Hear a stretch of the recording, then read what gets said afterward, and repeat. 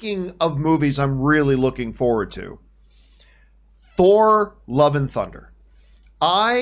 First of all, you guys know, I think Thor, the first one directed by the great Kenneth Branagh, I think is the second most underrated comic book film of all time, only behind Zack Snyder's Man of Steel. Man of Steel is by far the most underrated comic book film of all time. I think the second most underrated comic book film of all time is Kenneth Branagh's Thor. And then Taika Waititi came into the picture with Thor Ragnarok. Relentlessly entertaining. A relentlessly entertaining film that I absolutely adored. And then he goes on and does Jojo Rabbit and wins an Academy Award for it and gets that movie nominated for Best Picture. That movie was phenomenal. I cannot believe, I knew Taika Waititi was funny, but I didn't know that he could bring such heavy, serious issues and not belittle. Sometimes when you try to work in humor into heavy issues, we see a lot of even very talented writers end up belittling the seriousness of an issue. Yeah.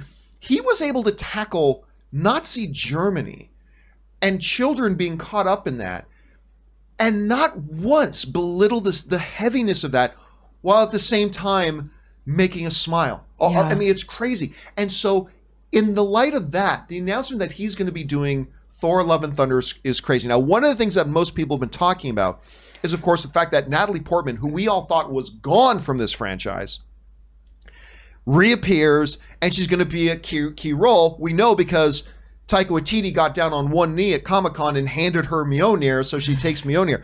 Well, now, a lot of people have been wondering, will they kind of follow the Mighty Thor comic line where the character, Jane, actually takes possession of the hammer and kind of take on the powers of Thor? Will they go into the Cancer storyline, which is kind of heavy? Will they go into that? Well, apparently the answer to all of that is yes, because Natalie Portman was being interviewed, and she actually decided to share some things. Whether she was supposed to share these things or not, I'm not sure. But this is what Natalie Portman said about the movie. I can't tell you that much. I'm really excited. I'm starting to train to get muscles. If there can be all these female superheroes, the more of them there are, the better it is. I'm trying to think. It's based on the graphic novel of The Mighty Thor, which is a big check mark for a lot of people. She's going through cancer treatment and is a superhero on the side. A lot of the speculation in one fell swoop instantly becomes confirmed. So they are going to base it on that. Now, if you go into the story a little bit, one of the interesting kind of twists of this is that she's going through cancer treatments in the story, but every time she takes on the Thor power and becomes super heroic, it digresses her cancer treatment, which means her health gets even worse. So she's got a choice to make. Okay, I can fly across the bay and save that little boy, but if I do, my cancer is going to get a little bit worse. And then she's got to go back. And so it's kind of interesting. I love the fact that today I have Aaron Cummings in studio. Because who better to talk about cancer with? Because who better to talk about dealing with cancer treatments while battling on? But I mean, this is something, look, we've seen in MCU movies Thor deal with the death of his father. Mm-hmm. We've seen him lose his eye. We've seen in MCU movies, we've seen half of existence snapped out of reality. We've seen heavy things happen.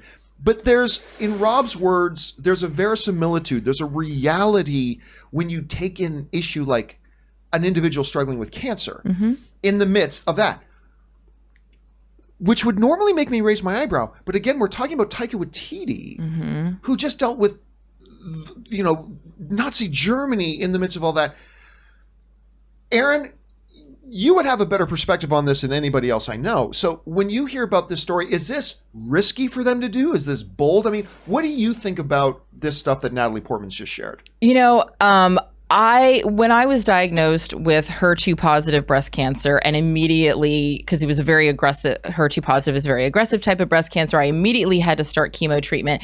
And anyone, I'm sort of now the welcome wagon for breast cancer patients. I'm constantly getting phone calls and texts and tweets and everything. Oh my God, I was just diagnosed. And, you really get an education. You get immediately thrust into microbiology and kinesiology and nutrition. I mean, everything, and words that you could never have imagined being able to pronounce become, start rattling off the tongue. And one of the things that I realized once I got involved in the world of cancer is that there are so many different types and different types of treatment, and the word cancer just kind of becomes this bubble. What I would like for them to explore is actually going into what type of cancer does she have and what is the treatment that she's getting that is being reversed, because breast cancer is so vastly different from lung cancer, and the way that they're treated is so completely different.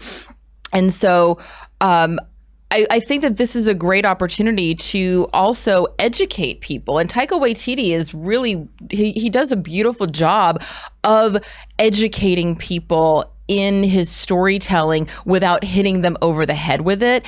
And so I'm not saying I want this to be, a science lesson for everyone. I just mean maybe opening the door a little bit to show some of the reality and some of the just what people going through when we say cancer treatment. Are we going to actually see her, getting chemo infusions?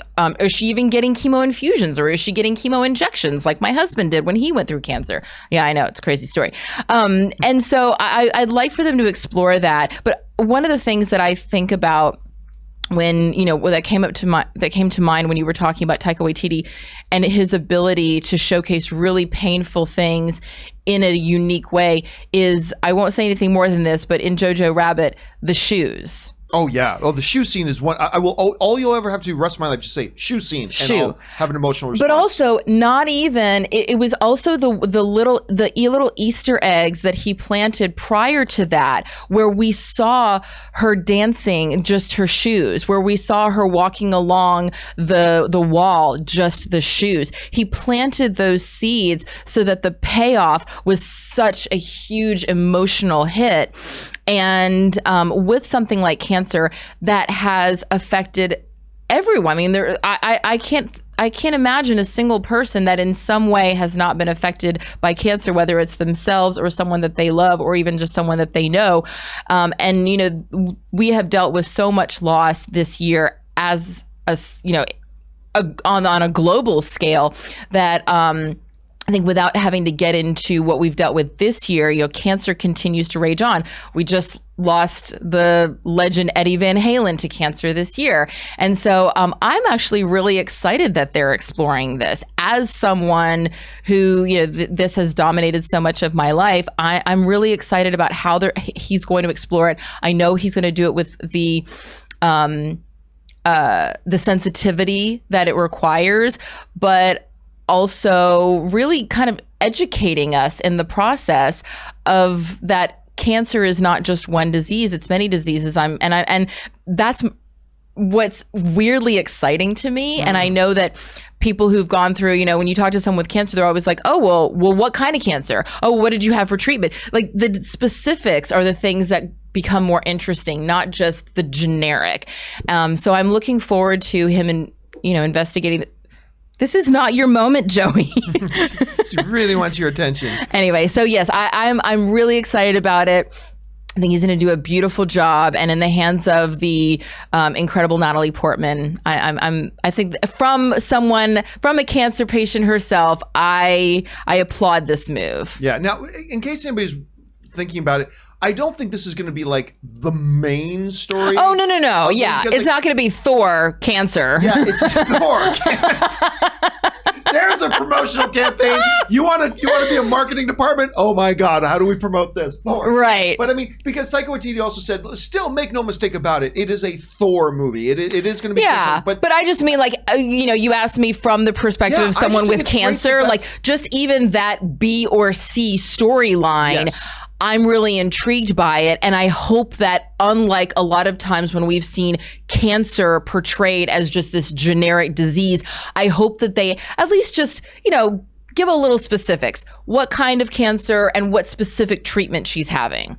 Right. Yeah. And I think it's going to be interesting that they're doing that. And again, I think I would have been maybe a little bit skeptical about it had I not seen Jojo Rabbit. Yeah. It's seeing Jojo Rabbit that made me go, okay, yeah, this is a guy who can do something like this. So it's interesting stuff. Question is, guys, What do you think about what Natalie Portman said? Now, how much they take from Mighty Thor and how much they leave on the pages there and then create something new, we're going to have to wait to find out. But at least now we've got a couple of details. What do you think about it? Is it a little bit too heavy for an MCU film? Do you think Taika Waititi, having seen Jojo Rabbit, will find a way to make it mix perfectly? Jump down to the comments section below and let us know your thoughts. All right, guys.